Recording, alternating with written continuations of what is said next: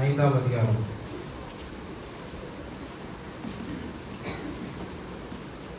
அதே போல மார்க் 15ஆம் அதிகாரம், லூக்கா 23ஆம் அதிகாரம், யோவான் 18ஆம் அதிகாரம்.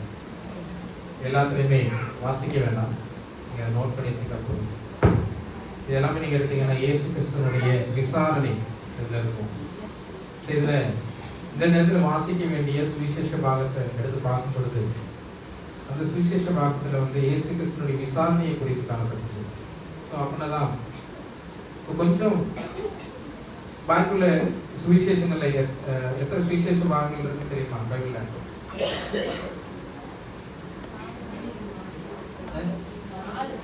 4. கன்ஃபார்மா? ஓகே. அப்ப இது 4 இடத்துலையுமே வந்து செக் பண்ணிருக்காங்க. ஜஸ்ட் ஒன்று வாசிச்சு போக ஏதாவது டிஃபரன்ஸ் இருக்காங்க பார்க்கும்போது ஒவ்வொன்றிலையும் ஒவ்வொரு டிஃப்ரெண்டான ஐடியாஸ் கிடைச்சு. ஸோ அப்படி பார்க்கும் பொழுது இயேசு கிறிஸ்து பிலாத்துக்கு முன்னாடி வந்து விசாரிக்கப்பட்டதையும் அது மட்டும் இல்லாமல் பிலாத்து கொடுத்த ஒரு தீர்ப்பையும் 4 சுவிசேஷத்திலையும் ரொம்ப விவரமாகவே குறிப்பிடப்பட்டிருக்காங்க. இப்போ இதில் பிலாத்து இயேசு விசாரித்து கொடுத்த ஒரு தீர்ப்பும் அதுக்கப்புறமாக இந்த பிலாத்துக்கு என்ன நடந்துச்சு அப்படிங்கிறது பைபிள் இல்லை, அப்படிதானே? ஸோ அதுக்கப்புறமாக அவனுக்கு என்ன நடந்துச்சு அப்படிங்கிறத நம்ம திங்க் பண்ற நம்ம சிந்திக்கக்கூடியதான் இந்த தினத்தான ஒரு பகுதி, வேத பகுதிகள். ஸோ மத்தேயு 5ஆம் அதிகாரத்திலே, மார்க் 15ஆம் அதிகாரத்திலே, லூக்கா 23, யோவான் 18, இந்த அதிகாரங்கள் எல்லாத்திலையுமே இந்த ஒரு நிகழ்வுங்கிறது ரொம்பவே மிக துல்லியமாக ஒவ்வொன்றையும் மிக நுணுக்கமாக கவனித்து ஒவ்வொரு அவர்களுடைய ஒரு ஆங்கிள் இருந்து கவனித்து அதற்கான தீர்வுகளை சொல்லியிருக்காங்க. இந்த விசாரணையுடைய ஒரு விவரத்தை நம்ம பார்க்கணும்னா இயேசு கிறிஸ்துவானவர் கைது செய்யப்பட்டது உடனே என்ன நடக்குதுன்னா அன்னாவும் காய்பாவும் அவர் விசாரிக்கிறார். ஓகேவா? இது யோவான் 18ஆம் அதிகாரத்துல இருக்கு. அதுக்கப்புறமா என்ன நடக்குதுன்னா சனக்கிரீம், இதை வந்து நான் ஆல்ரெடி ஒரு ஓய்வு நாள் இல்லை லெந்து நாட்கள் இதில் வந்துட்டு சனக்கிரீம்னா அந்த சங்கத்தை பற்றி நான் சொல்லியிருக்கிறேன். பைபிள் ஸ்டடியிலே இந்த சனக்கிரீம் சங்கத்தை பற்றி சொல்லியிருக்கேன். இந்த ஆலோசனை சங்கத்துக்கு முன்னாடி வந்து இயேசு கிறிஸ்துவை கொண்டு போறாங்க, அங்கேயும் விசாரிக்கப்படுகிறார். இப்ப யூத நியாயப்பிரமாணத்துல சொல்லப்பட்டிருக்கு என்னன்னா, தேவதூஷணம் சொன்னா கடவுளுக்கு எதிராக பேசினா இல்லைன்னா இப்படி நியாயப்பிரமாணத்துக்கு எதிரான ஏதாவது செயல்கள் வந்துச்சுன்னா அவங்க என்ன செய்யணும் சொன்னா கல்லெறிந்து கொல்லணும். என்ன செய்யணும்? கல்லெறிந்து. இந்த நியாயப்பிரமாணத்துக்கு எதிராக பேசுகிறவர்கள், நியாயப்பிரமாணத்துக்கு விரோதமாக நடக்கக்கூடியவர்கள், தேவ தூஷணம் சொல்லக்கூடியவங்க எல்லாருமே என்ன செய்யணும்? கல்லெறியப்பட்டு கொல்லப்படணும் அப்படிங்கிறது தான் காணப்பட்டது. ஆனா இப்படி காணப்பட்டாலும் ரோம ஆட்சியின்படி, ரோம ஆட்சிக்கு சொல்லி ஒரு விதிமுறைகள் இருந்துச்சு. மரண தண்டனை கொடுப்பதற்கான விதிமுறைகள். ரோம ஆளுநருக்கு மட்டும்தான் அந்த விதிமுறையை, அதாவது மரண தண்டனை கொடுக்கக்கூடிய அதிகாரம் இருக்கு. நம்ம ஆல்ரெடி இதை நம்ம சிந்திச்சிருக்கோம். ஸோ இந்த ஒரு அவர் அல்லாம யாருமே மரண தண்டனை கொடுக்க கூடாது அப்படிங்கிற ஒரு சட்டமே இருக்கு. ஸோ என்ன நடக்குதுன்னா ஆளுநர் பிலாத்து கிட்ட அனுப்ப வேண்டிய ஒரு அவசியம். ஏன்னா அவர் தான் மரண தண்டனை கொடுக்கக்கூடியவர். ஸோ இது திட்டமிட்ட ஒரு செயலாக நடக்குது. ஸோ இங்க வந்து அனுப்பப்படுதாங்க. பிலாத்து வந்து ஆளுநராக இருந்தது எந்த காலகட்டம் சொன்னா கிபி 26 முதல் 36 வரை உள்ள இந்த காலகட்டத்தில். ஸோ ஒரு வெள்ளிக்கிழமை சாயங்காலம் காலையில் ஒரு 5 மணி. ஸோ இந்த 5 மணி டைம்ல இந்த பிலாத்து கிட்ட வந்து முதல் விசாரணை நடக்குது. முதல் விசாரணை யார் நடத்துறாங்க? பிலாத்து நடத்துறாங்களா? யாரை? இயேசு கிறிஸ்துவை யாருக்கு முன்னாடி? பிலாத்துக்கு முன்னாடி அங்க விசாரணை கொண்டு போயிருக்காங்க. பிலாத்து வந்து விசாரணை செய்யணும். அப்ப இதுல விசாரணையின் முடிவு என்னவா இருந்துச்சு? விசாரிச்சாச்சு. என்ன செஞ்சாங்க? என்ன சொன்னாங்க? இயேசு குற்றவாளி அல்ல, இயேசு குற்றவாளி அல்ல அப்படின்னு சொன்னாங்க. அதுக்கப்புறமா என்ன நடக்குதுன்னா ஏரோது கிட்ட கொண்டு போறாங்க. ஏரோது கிட்ட எப்போ போறாங்கன்னா காலையில ஒரு 7 மணிக்கு கொண்டு போறாங்க. 7 மணி அளவுல கொண்டு போறாங்க. ஃபர்ஸ்ட் முதல் விசாரணை 5 மணிக்கு நடக்குது. 2வது விசாரணை 7 மணி அளவுல நடக்குது. அங்க கொண்டு போறாங்க. இப்படி அனுப்பினாலும் மறுபடியும் என்ன செய்யறாங்க? திரும்ப யாருக்கிட்ட திரும்ப வராரு? பிலாத்து கிட்டே 2வது தடவை விசாரணைக்காக வராரு. இந்த பிலாத்து யாரு? ஆளுநர். ஓகேவா? பிலாத்து ஆளுநர். திரும்பவும் ஆளுநர் பிலாத்தின் முன்னாக கொண்டு வந்து நிறுத்தப்படுகிறார். யார் நிறுத்தப்படுகிறார்? இயேசு கிறிஸ்துவானவர். அப்போ இங்க மத்தேயு 27, லூக்கா 23, யோவான் 19 இது எல்லாத்திலுமே இருக்கக்கூடிய ஒவ்வொரு வசனங்களும் எடுத்து பார்க்கும் பொழுது இந்த மூன்று பகுதிகளிலும் இணைத்து படிக்கும் பொழுது பலவிதமான உண்மைகள் வருது. அதாவது மத்தேயு 27 15 முதல் 23 வரையும், லூக்கா 23 13 முதல் 16 வரையும், யோவான் 19 1 முதல் 16 வரையுள்ள வசனங்களை வாசிக்கும் பொழுது பலவிதமான உண்மைகளை ஒவ்வொரு இடத்துல இருந்து நம்ம எடுக்க முடியும். அப்ப இதுல ஏரோது என்ன செய்யறாருன்னா, நானும் இயேசுவின் இடத்துல குற்றம் காணவில்லை அப்படிங்கிறார். நானும் இயேசுவின் இடத்துல குற்றம் காணல அப்படிங்கிறார். அப்ப இப்படி பல முறை குற்றமற்றவர் அப்படின்னு சொல்லி தெரிந்தும் பிலாத்து இயேசுவுக்கு என்ன செய்யறாரு? மரண தண்டனையை கொடுக்கிறார். இந்த கொடுப்பதற்கான காரணம் என்ன அப்படின்னு சொல்லி நம்ம பார்க்கும் பொழுது, பிலாத்து ஏன் இந்த மரண தண்டனையை கொடுத்தார் அப்படிங்கிறதான ஒரு கொஸ்டின். இந்த கொஸ்டினை பார்க்கும் பொழுதுதான் கிறிஸ்து எனப்பட்ட இயேசுவை நாம் என்ன செய்ய வேண்டும்? இது மத்தேயு 27 22வது வசனம். கிறிஸ்து என்னப்பட்ட இயேசுவை நான் என்ன செய்ய வேண்டும்? பிலாத்து ஒரு தவறான தெரிந்து கொள்வதன் மூலமாக தன்னை அதுக்கு உட்படுத்திட்டார் அப்படின்னு தான் சொல்லணும். ஒரு தவறான செயலுக்கு தன்னை உட்படுத்திட்டார். அப்போ இங்க இவர் கேட்கக்கூடிய ஒரு கொஸ்டின் தான், கிறிஸ்து எனப்பட்ட இயேசுவை நான் என்ன செய்ய வேண்டும்? மத்தேயு 27 22. இப்ப ஏதாவது ஒரு முடிவு செய்யும். கிறிஸ்து எனப்பட்ட இயேசுவை ஏதாவது ஒரு முடிவு செய்யும். தவிர்க்க முடியாத ஒரு தெரிந்து கொள்ளுதல் இது. அப்போ அவரை விடுவிப்பதா தண்டிப்பதா? யாரை? இயேசு கிறிஸ்துவை விடுவிப்பதா தண்டிப்பதா? இரண்டுல ஏதாவது ஒரு முடிவு எடுத்தே தீரணும். ரொம்ப ஒரு இக்கட்டான நிலையில யார் இருக்கா? பிலாத்து இருக்கார்.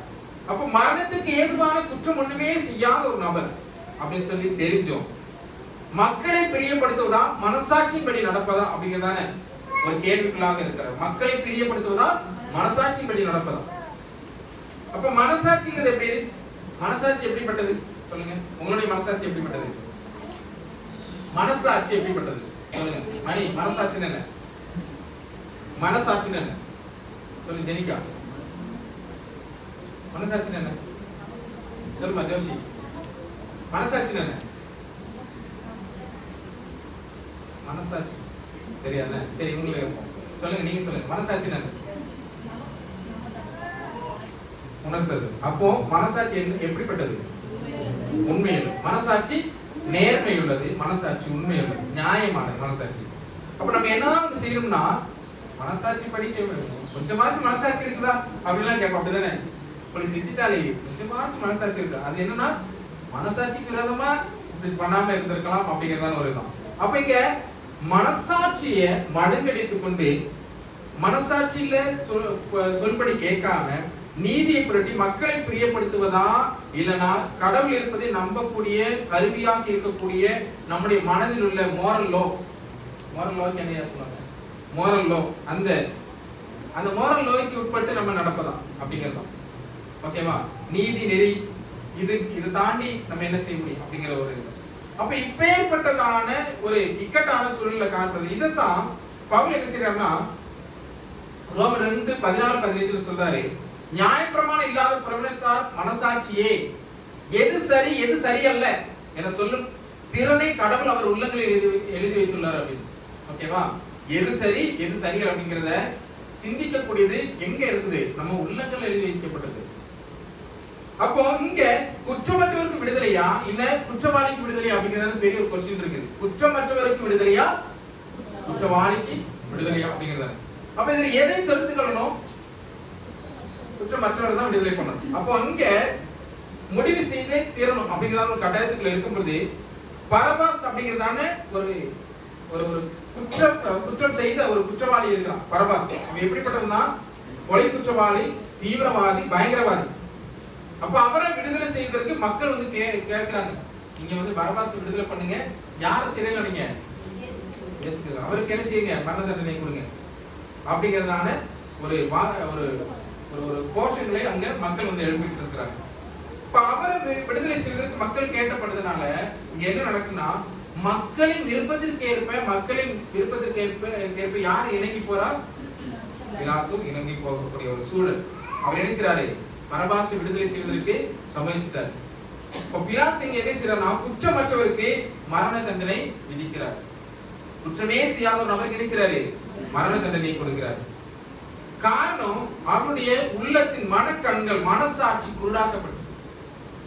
மனக்கண்கள், மனசாட்சி, ஒரு நீதி நியாயத்தை சிந்திக்கக்கூடிய அந்த திறன் அங்க என்னாச்சு, மங்கி போயிட்டு. இப்போ மனசாட்சி மறந்து போயிடுச்சு, மனநிலையும் நீதி தவறி போயிட்டு. ஒரு காரணம் என்னச்சுன்னா, அவருடைய உள்ளம் எப்படின்னா ஒரு கேடுள்ள ஒரு இருதயமாய் போச்சு. இந்த எரேமியா 17:9 சொல்ற மாதிரி கேடுள்ள, திறக்குள்ளது கேடுள்ளதுமான ஒரு உள்ளமாக மாறி போயிடுச்சு. இப்ப இதுலதான் இனி ஒன்று பார்த்துக்கிட்டோம்னா, இயேசுவா ராயனா அப்படிங்கிறதான எதையாவது ஒன்றை தீர்மானிக்கணும் அப்படிங்கிறதான ஒரு ஒரு இக்கட்டான சூழல்ல காணப்படக்கூடிய ஒரு நிலையை பார்க்கணும். இயேசுவா ராயனா. இப்ப ராயனுக்கு நண்பராக இருக்க விரும்பினால் என்ன செய்யணும்? இயேசுவை என்ன செய்யணும்? புறக்கணிக்கணும். ராயனுக்கு நண்பராக இருக்க விரும்பினார். அதே ராயனை பிரியப்படுத்தி பதவியில தொடரணும் அப்படின்னு சொன்னா என்ன செய்யணும்? இயேசுவை எப்படியாவது தள்ளிவிடணும், எப்படியாவது தள்ளிவிடணும். அப்ப இயேசு தன்னை நீ சொல்லுகிறபடி நான் அரசன் தான் அப்படின்னு சொல்லி ஒரு இடத்துல சொல்லிட்டாரு. எங்கன்னா யோவான் 18:36-37 சொல்லிட்டாரு. நீங்க சொல்றபடி நான் அரசன் தான் அப்படின்னு சொல்லிட்டாரு. அதனாலவே இவங்க என்ன செய்யறாங்க? யூத மக்கள் என்ன செய்யறாங்கன்னா, ராயனை தவிர எங்களுக்கு வேற அரசனே கிடையாது அப்படிங்கிறாங்க. ராயனை தவிர எங்களுக்கு வேற அரசனே கிடையாது. இங்க பார்க்கும் பொழுது யெகோவா தான் எங்கள் அரசர், அவர் தான் மன்னாதி மன்னர், கர்த்தாதி கர்த்தர் அப்படிங்கிறதான விசுவாச கோட்பாட்டுக்கு மாறாக, அதாவது யூதர்களுடைய விசுவாச கோட்பாடு எப்படின்னா, யெகோவா தான் அவர்களுடைய கர்த்தர், அரசர், அவர் தான் மன்னாதி மன்னர், கர்த்தாதி கர்த்தர், வேற யாருமே இல்லை. ஆனா அந்த யூத கோட்பாட்டுக்கு மாறாக இவங்க என்ன செய்றாங்க? ராயன் தான் எங்களுக்கு எல்லாம், அவர் சொல்லுகிறபடிதான் எல்லாம், அவர் தான் எங்களுக்கு எல்லாமே அப்படின்னு சொல்லக்கூடிய ஒரு நிலைக்குள்ளாக இவங்க வராங்க. அப்ப யூதருடைய விசுவாச அறிக்கைக்கு ரொம்பவே மாறான ஒரு கருத்து தான் இது. அப்ப பிலாத்து மக்களோடு கூட சேர்ந்து கொண்டு என்ன செய்றாரு? ராயன் தான் என்னுடைய நாட்டின் அரசன், அது மட்டும் இல்ல, அவர் என்ன செய்றாரு? தன்னுடைய வாழ்வின் அதிபதிங்கிறாரு. பிலாத்து தன்னுடைய வாழ்வின் அதிபதியே அவர்தான், அவர்தான் இந்த நாட்டினுடைய அரசர் அப்படின்னு. அப்போ இனி ஒரு வார்த்தை கூட வருது, அவர் போட்ட பிச்சை தான் என்னது? இந்த ஆளுநர் பதவி. அவர் கொடுத்ததுதான் இந்த ஆளுநர் பதவி. நீங்க பிலாத்துனுடைய ஃபுல் ஸ்டோரி எடுத்து பார்த்தா தெரியும், இந்த ஆளுநர் பதவி அவருக்கு எப்படி இருந்துச்சு. அப்போ இங்க அவர் போட்ட ஒரு பிச்சையின் பிரகாரமாக தான் இந்த ஆளுநர் பதவி இவருக்கு இருக்குது. அப்போ ராயனையே, ராயனுடைய நட்பையே அவர் என்ன செய்யறாரு? தெரிந்து கொள்கிறார். அப்ப இயேசுவை இந்த ஒரு பதவிக்காக, மக்களை பிரியப்படுத்துவதற்காக என்ன செய்யற? இயேசுவை புறக்கணித்த ஒரு நிலை இங்க ஏற்படுது. அது மட்டும் இல்ல, எங்க எல்லாம் புறக்கணிக்கிறான்னு சொன்னா, மனைவி மூலமாக அவருக்கு ஒரு எச்சரிப்பு கடவுள் கொடுத்தாரு. அப்படிதானே? மனைவி மூலமாக ஒரு எச்சரிப்பு கொடுத்தாரு. அதை என்ன செஞ்சிட்டாரு? உதாசீனப்படுத்திட்டாரு. மனசாட்சியில கடவுள் எழுதி வைத்த ஒரு சட்டத்தை அவர் என்ன செய்யல? மதிக்கல. மனசாட்சிக்கு விரோதமான ஒரு குற்றம், அதையும் செய்தார். இப்ப மரண தண்டனைக்கு உரிய எந்த விதமான தப்பிதங்களும் செய்யாத, ஒரு குற்றம் புரியாத ஒரு நபரை, ரோம சட்டம் இதுதான், மரண தண்டனை எதற்காக கொடுக்கணுங்கிறதான ரோம சட்டம் இருக்குது. ஆனா ரோம சட்டத்தின் படியாகவும் இங்க என்ன செய்யல? தீர்ப்படுதல. தன்னுடைய பொறுப்பை ஒரு பொறுப்பாக மதித்து ரோம சட்டத்திற்கு கீழ்ப்படிந்து இவர் செய்திருந்தால் இயேசு கிறிஸ்துவுக்கு மரண தண்டனை வந்திருக்கார். இங்க என்ன நடக்குது? அதையும் மதிக்காம, அந்த சட்டத்தின்படியாக இவர் செய்யாம என்ன செய்றாரு? மக்களுக்கு இணங்கி, மக்களுடைய விருப்பத்திற்கு இணங்கி, தன்னுடைய பொறுப்பை நிறைவேற்றாமல், மக்களை பிரியப்படுத்துவதற்காக, மக்கள் மேல் பழிய போடுவதற்காக அங்க ஒரு செய்கையை செய்கிறாரு. தன்னுடைய கைகளை கழுவுகிறார். தன்னுடைய கைகளை கழுவக்கூடிய ஒரு நிலை அங்கே இருக்கும். அப்ப இங்க நம்ம பார்க்கும் சில சத்தங்களை கேட்க முடியும். மனசாட்சியின் சத்தம், இன்னொன்று மனைவியினுடைய ஆலோசனை சத்தம், ரெண்டு. தன் முன்னால் நிற்கக்கூடிய மாசற்றவர் சாட்சியின் சத்தம், அதாவது இயேசு கிறிஸ்துவினுடைய சத்தம். அதுக்கப்புறமாக எல்லாத்தை விட நாலாவதாக மக்களுடைய சத்தம். இந்த 4 சத்தங்கள், இந்த 4 சத்தங்களுக்கு இணங்கிதான் இவர் என்ன செஞ்சாரு? ஒரு கோழைத்தனத்தை, ஒரு முதுகெலும்பற்ற ஒரு மூடத்தனத்தை இவர் பதவிக்கு ஆசைப்பட்டு இவர் இங்க நிகழ்த்துகிறார்.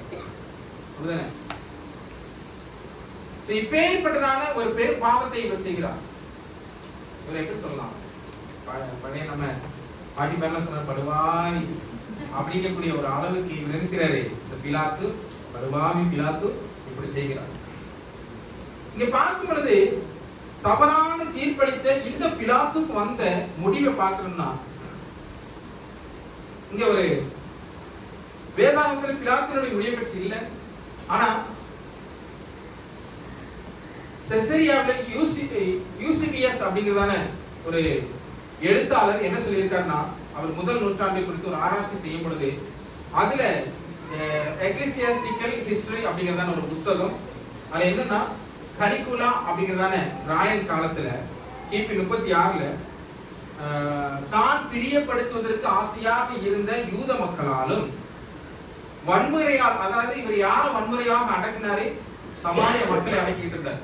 சோ இவங்களாலும் இவர் வந்து குற்றம் சாட்டப்பட்டு, யாரு பிலாத்து குற்றம் சாட்டப்பட்டு ராயனுக்கு முன்னாடி வந்து நிறுத்தப்படுதாங்க. ஓகேவா, ராயனுக்கு முன்னாடி வந்து நிறுத்திட்டாங்க. அப்ப இங்க ராயன் என்ன செய்யறான்னா விசாரிக்கிறான். விசாரிச்சு முடிச்சதுக்கு அப்புறம் இவனுடைய குற்றம் உண்மைதான் சொல்லி தெரிஞ்சு, இவன் செய்த குற்றம் உண்மைதான் தெரிஞ்சு உடனே இவர் என்ன செய்யறான்னா, நீயா சாகரியா இல்லைன்னா சிறை சேதப்படட்டும். ஓகேவா, என்ன கேட்டாரு? இல்லைன்னா நீயா சாகரியா இல்லைன்னா உன்னை வந்து சிறை சேதப்படலாம் அப்படின்னு கேட்கிறான். சோ இவன் என்ன செய்யறான், நானே செத்துக்கிறது அப்படின்னு சொல்லிட்டு அவனே வந்துட்டு தற்கொலை பண்ணி செத்துக்கிறான். சோ இவன் தற்கொலை பண்ணி செத்ததுக்கு அப்புறமா அவனுடைய உடலை வந்து அடக்கம் பண்ணதுக்கு யாருமே இல்லை. உடலை, பிலாத்தினுடைய உடலை அடக்கம் பண்ண யாருமே இல்லை. அதனால என்ன ஆகுது, டைபர் அப்படிங்கிறதான டைபர் அப்படிங்கிறதான ஒரு நதியில தூக்கி போட்டுருந்தாங்க. சோ அப்படி அடக்கம் பண்ண முடியாம ஒரு நாதியற்ற நிலையில அவனுடைய உடலும் தண்ணியில இருந்து அப்படியே போச்சு. சோ இதுதான் நம்ம அவனுடைய, அதாவது பிலாத்து ஒரு தவறான தீர்ப்பளித்தது மூலமாக அவனுக்கு கிடைத்த விளைவை நம்ம இங்க பார்க்க முடியும். இனி ஒண்ணு, நம்ம கொஞ்சம் முன்னாடி கூட சொன்னோம் அப்படிதானே, விசுவாச பிரமாணம். என்ன விசுவாச பிரமாணம் சொன்னோம்? நிசையா விசுவாச பிரமாணம். அந்த நிசையா விசுவாச பிரமாணத்துல பிலாத்து பத்தி இருக்குதா? இல்லையா? இருக்குதா? எப்படி இருக்குது? பொந்தி பிலாத்தின் காலத்தில் மாடுபட்டு, ஓகே போதும், கூட்டத்தோட எதனால சொல்லுவோம், அடிச்சு விடுவோம். ஓகே, பொந்தி பிலாத்தினுடைய காலத்தில் எப்படி சொல்லப்படுது, நம்ம நல்லா யோசிச்சு பார்க்கும்போது எல்லா திருச்சபையிலுமே, அதாவது மேக்சிமம் நம்ம இந்த 66 புஸ்தகங்களை நம்பக்கூடிய இதை, இந்த ஒரு கோட்பாடை விசுவசிக்கக்கூடிய ஒவ்வொரு திருச்சபையிலையும் இது என்ன பண்ணப்படுது, இந்த பொந்தி நிசையா விசுவாச பிரமாணத்தை ஏறெடுக்கும். இந்த நிசையா விசுவாச பிரமாணத்துல இது ஒரு பற்றுறுதி கோட்பாடு, இதை நம்ம விசுவசிக்கிறோம் அப்படின்னு சொல்லக்கூடியது. நமக்கு ஒரே ஒரு அத்தாட்சியாக இருக்கக்கூடியது இந்த பொந்தி பிலாத்தின் காலம் அப்படிங்கிறது. அந்த பொந்தி பிலாத்தின் காலத்துல தான் இயேசு கிறிஸ்துவானவர் சிலுவையில் அறையப்பட்டார் அப்படிங்கிறதான ஒரு ஹிஸ்டரி, எழுதப்பட்ட ஒரு ஹிஸ்டரி, எல்லா இடத்துலையுமே சொல்லக்கூடிய ஒரு ஹிஸ்டரி இங்க இருக்குது. அதை யாராலும் நிராகரிக்க முடியாது. ஏன்னா ஹிஸ்டரி எடுத்து பார்த்தாலும் அது இருக்குது. ஸோ இப்போ வர எல்லா புஸ்தகங்களும் இருக்குது. இது வெளிநாடுகள் எல்லாம் இந்த, அதாவது ராயனுடைய காலத்தை பற்றியும் பிலாத்தினுடைய காலத்தை பற்றியும் ஒரு பெரிய ஒரு டீச்சிங்ஸே போகுது. அதாவது ஸ்கூல்கள் எல்லாம் சொல்லி கொடுக்குறாங்க, இப்படிப்பட்ட ஒரு காலகட்டம், ஹிஸ்டரி இங்கக்கூடிய சப்ஜெக்ட் எடுக்கும்போது இப்படிப்பட்ட காலத்துல எல்லாம் இதெல்லாம் நடந்துச்சு அப்படிங்கிறது. ஸோ அதுலயே வந்து இயேசு கிறிஸ்துவானவர் இப்படிப்பட்டதான ஒரு தீர்ப்புக்கு முன்னாடி போனார் அப்படிங்கிறதான எல்லா ஹிஸ்டரி இருக்குது. அப்போ இயேசு கிறிஸ்துவானவரை பற்றி பார்க்கும்போது எந்த மன்னனுடைய ஆட்சியில இயேசு கிறிஸ்து பிறந்தார்?